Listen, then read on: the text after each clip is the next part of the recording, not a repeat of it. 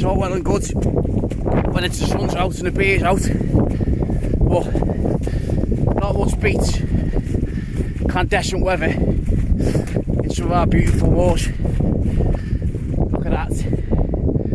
Me, not another person for miles, building, car, a few ghosts of the past, bit of endurance, bit of weather to navigate.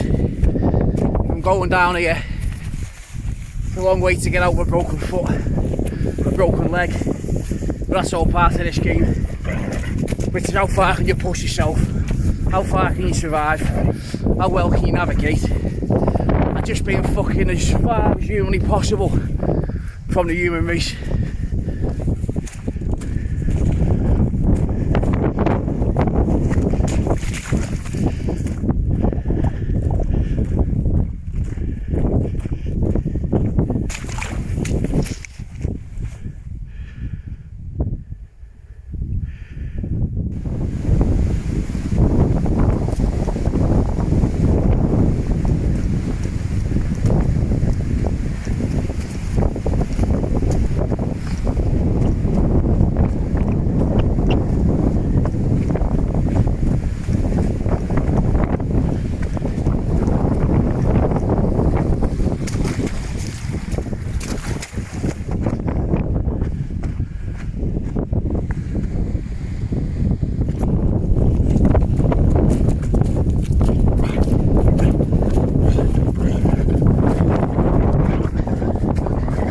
So, just doing a quick video today on one of my training sessions, and all this is about through the week is just trying to keep heart rate in zone 1 and 2. So, a lot of people ask me about fell running, and the people who seem to be scared of it the most are road runners, and the reason for that is that they look at their sport and then you compare that to running over mountains and fells. I think it's insane. When in reality, the two sports can be more different. It's like combining boxing and MMA. They're not the same sport. They take different techniques. My average heart rate on a fell run is lower than what it is on a trail run, and it's lower than what it is on a road run.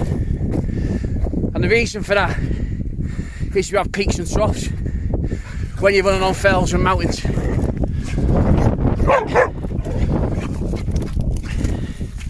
It's because when you're going up, like I am now, you're using a lot of energy, especially when you've got a lunatic dog like this, who you have to boss around every few minutes. Wait. And then when you get to the top, you're breathing, you're having a rest, and you're running downhill. Running downhill doesn't take a lot of energy, so you're in a very low heart rate. When you're running a road, you're typically pushing your limits in terms of cardio, and your heart rate will be high, and it will stay high for the duration of the race. Fell running is much kinder to your body and your overall heart rate than what it is on a road, so they don't compare. Likewise, on a road race or a road run, it's not really acceptable to stop if you're passionate about your sport. You simply couldn't do a fell run if you didn't stop. Walking's alright, look at that view, stop, take your breath, and as I said, what I'm trying to do here in these training runs is keep your heart rate between zone 1 and zone 2. The reason for that is when we get into zone 3, burning glucose, and your body only has storage for that for a couple of hours at best, and once that's depleted, your body will crash. When you're running zones 1 and 2, you're burning fat. You can burn fat for days on end. So, therefore, another reason why you move a lot slower on these fell runs. And what I'm doing here with these training zones is just trying to keep in zone 1 I'm in zone 1 now. If you watch, we'll show you. And I'm just trying to do as much zone 1 and 2 running or walking as possible to get my body used to burning fat. And then the other difference is you need to eat well. It's hard. Trying to eat every 30 minutes when you're running over 7 hours is not fun. But again, that's part of the sport. It's going to get a bit windy now. I'm getting to the top of the big hill. So I'll come back in a bit later on.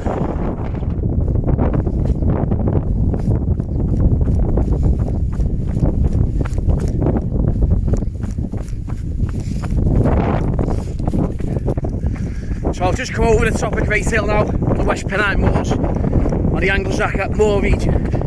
The wind's died down a bit. So this stretch that I'm running now was the last part of the 50k that I ran last week. I know this stretch like the back of my hand. I've been running this for years. I can do this without head torch at night.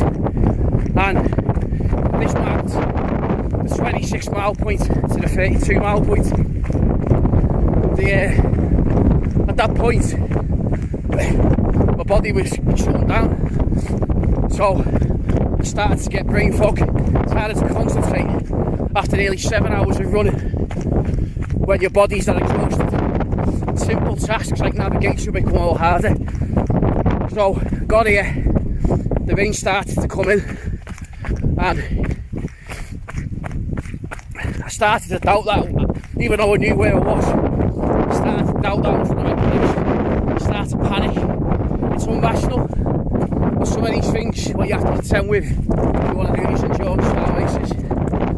So, another point that I want to pick up on the difference between road running and fell running is body conditioning.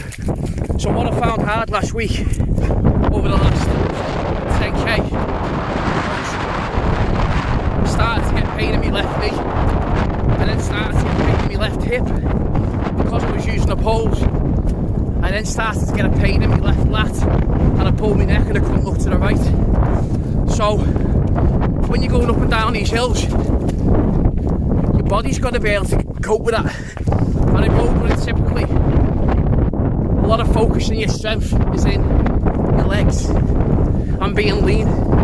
However, if you want to run up and down hills all day long, you need the right conditioning. You tend to bend in the hip when you're going uphill, which eventually will start to cause pain in the lower back. You've got to be carrying up to 10 kilos. You've got to carry everything you need to survive on these runs. I've now carried, I've got the windsock, I've got on waterproof coat, micro fleece, gloves, hat, a bit of food, a bit of water, so carrying weight on your upper back as well. So strength and conditioning is really important. And that's not just setting your legs. You've got to build your upper body. If you're going to be using poles, you take 25% to strain out your knees, but you're using your triceps, you're using your upper back. You'll typically be a lot more physically built if you're a fell runner than if you're road runner. Now obviously there's an exception on your natural body type, but as a rule you're using a hell of a lot more muscle groups on a fell run. When you're running through bogs, moors, you're going to be using your stomach muscles. It's a bit like, for those of you who've ever been to the gym circuit or combat training, they'll get you on a mat and you'll do knees up for a couple of minutes. You think how sound that is. Well, that's no different running across a moor for 10-15 minutes or even longer stretches where there's no path like I'm running on here. It's just simply easy. There's something else to think about. Okay, I'm going to push on a bit so reconnect when we drop down into the next section of the course.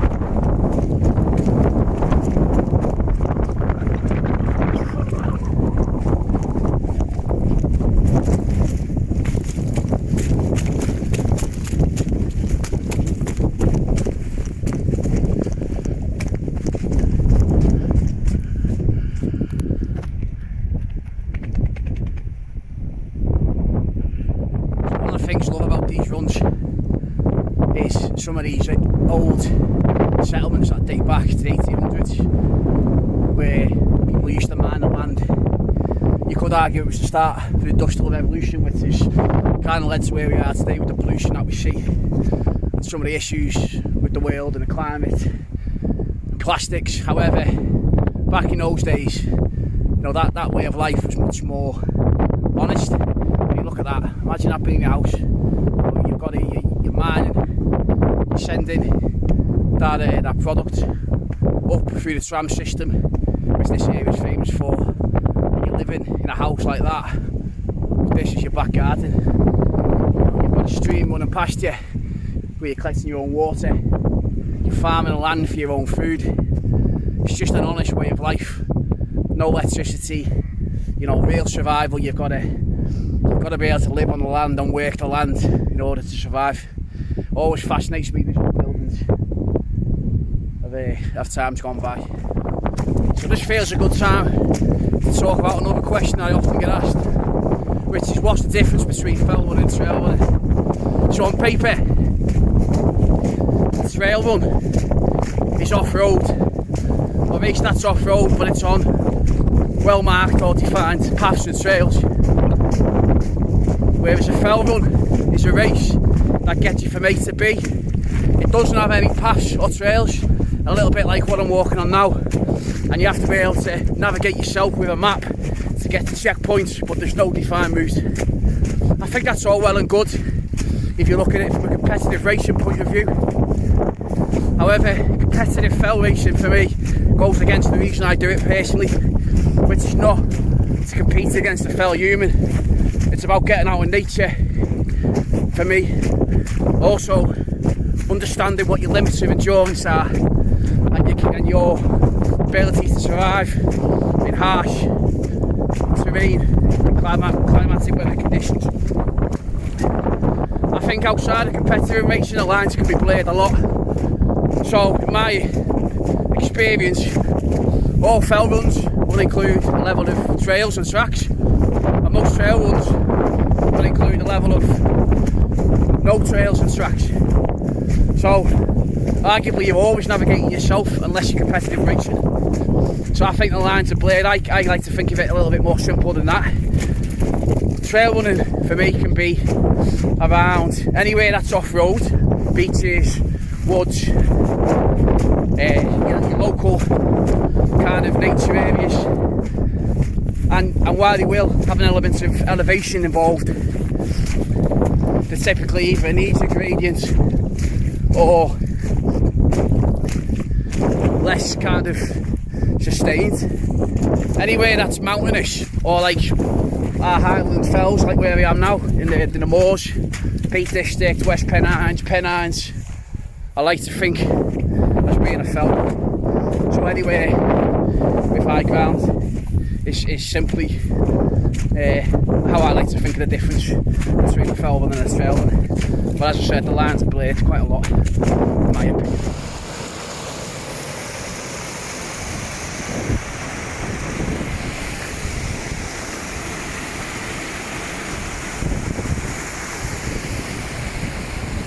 That's it, go.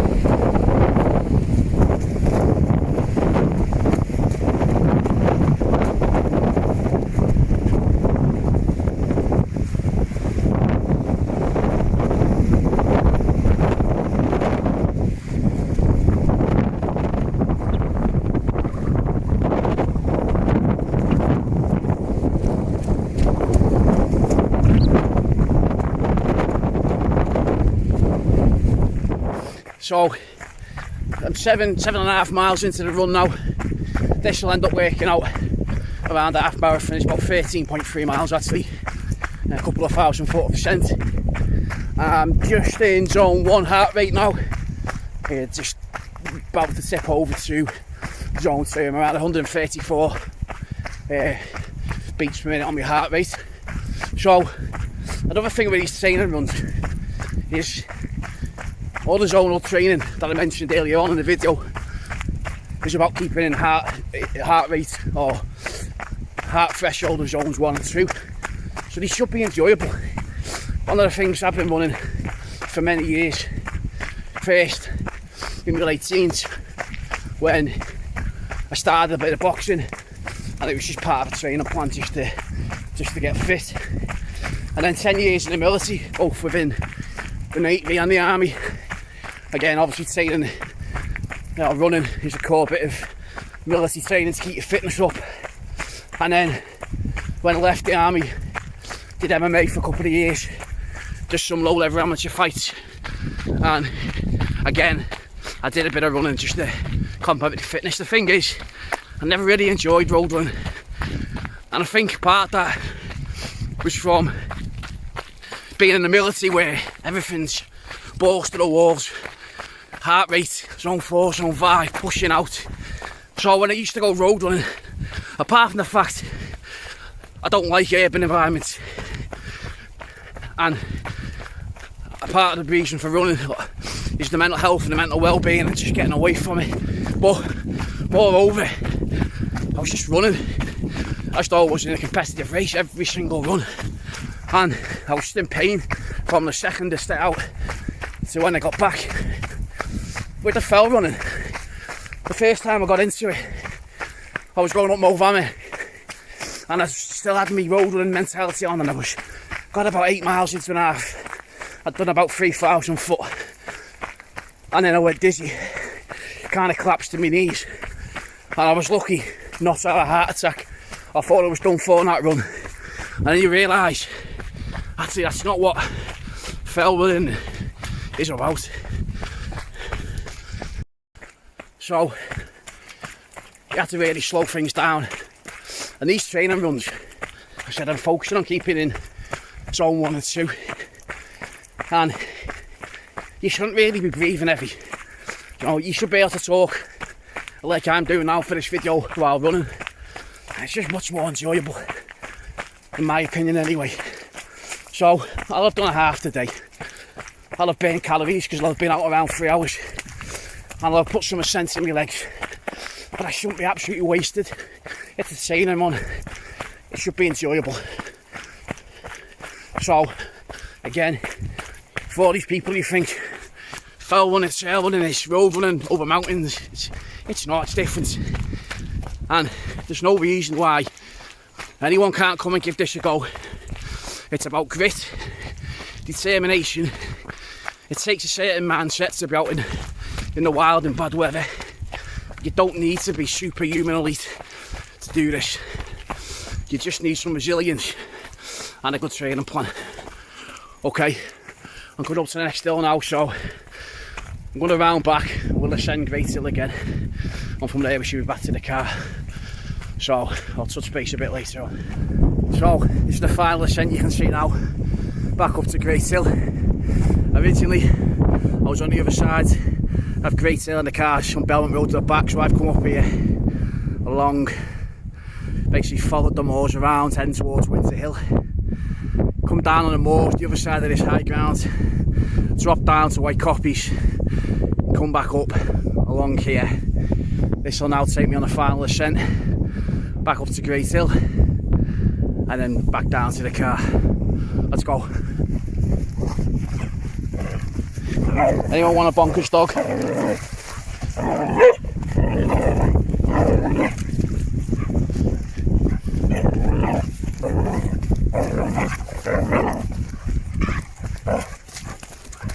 Go, let's go, let's go. Go, let's go. Come on, start. Let's go, let's go. Come on, let's go. Let's go. Come on, let's go. Run, you lunatic.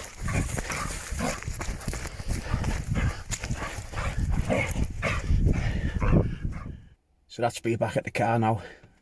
End up doing an out and back over to Darwin Moor. So talking to you guys, I missed one, I took a wrong turn around White Copies. It took about a mile off, so done a bit of an out and back. Run ended up being 14 miles in the end, just over 2,000 foot of ascent. So anyway, I hope you enjoyed the video. It's just a little vlog answering some of the questions that people ask me quite regularly after seeing some of my photos, in terms of what's the difference between fell running and road running, and hopefully, you know, dispelling some myths that that's it for the super elite only.